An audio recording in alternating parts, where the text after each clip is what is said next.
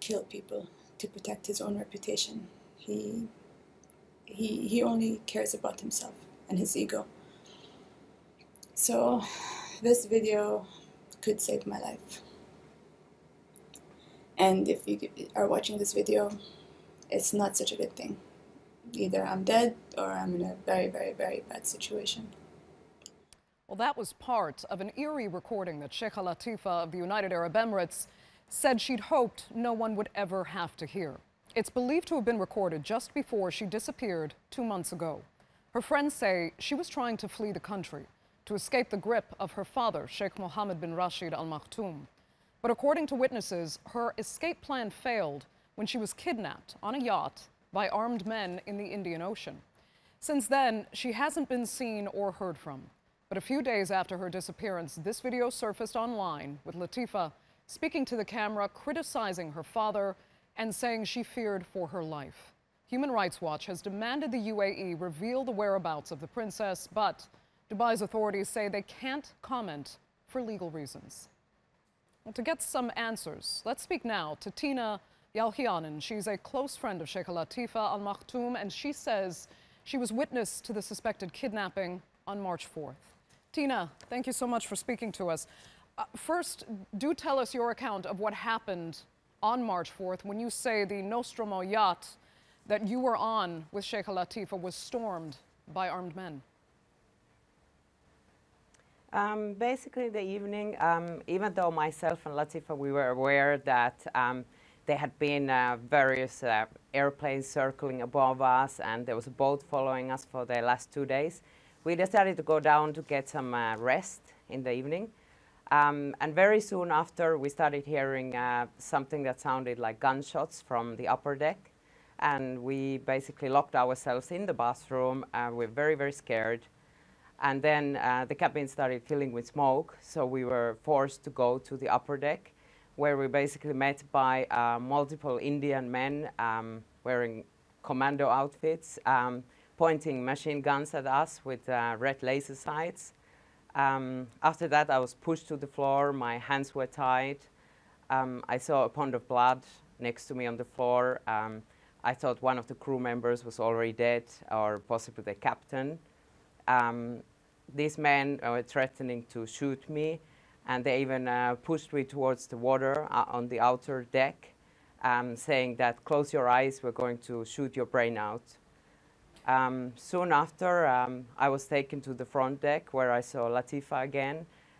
She was lying on the floor with her hands tied behind her back as well, and she kept on repeating that she's seeking for political asylum.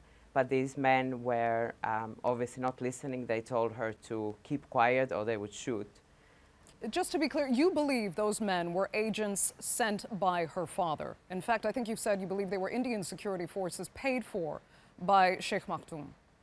I believe they were Indian. I'm not aware if they were paid by Sheikh Maktoum or he made a deal with the Indian government. As of now, we haven't gotten any answers from either of those countries. Okay, so to continue your account here, you saw Sheikha Latifa on the ground. She was claiming that she was seeking political asylum. At that point, you were both taken, you said. You didn't see after that point, and you were taken to the United Arab Emirates. No, at that point, there was an Arabic-speaking man who came to identify Latifa, and he took her away, although she kept on saying, "Shoot me here, just don't take me back to UAE." I remained on the boat when she was taken away. Okay, eventually, though, did you go to the United Arab Emirates, or were you free at that point? Yes, basically, we were kidnapped and we were taken to the UAE. And what happened to you there? For interrogation. In UAE, myself and Airway, we were both handcuffed and blindfolded on arrival. I went through days of and nights of interrogation.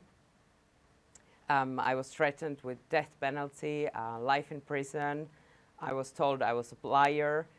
They could not believe that I just wanted to help Latifa because she's my best friend. They thought there was either a political organization behind it, wanting to extort money from Sheikh Mohammed. They just couldn't believe that I was only helping her because she's my best friend. Right, you've said that before, that you were only planning to help her escape because you cared. But there are some reports I've seen that you actually did receive money beforehand to help her escape. Is that true? No, that is not true. I mean, obviously there are costs for this type of an operation, but I was not paid for helping her. But someone was paid then, you're saying, to help with the logistics of helping her escape, correct?